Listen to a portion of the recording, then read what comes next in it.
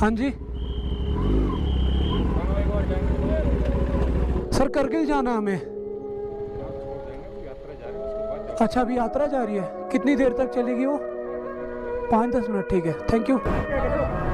Sir डंडा क्यों मार रहे हैं आप? हम जा रहे हैं, आप डंडा क्यों मार रहे हैं? पर आप पुश क्यों कर रहे हो सर? आप, हम जा रहे हैं तो आप पुश कैसे कर रहे हो जी?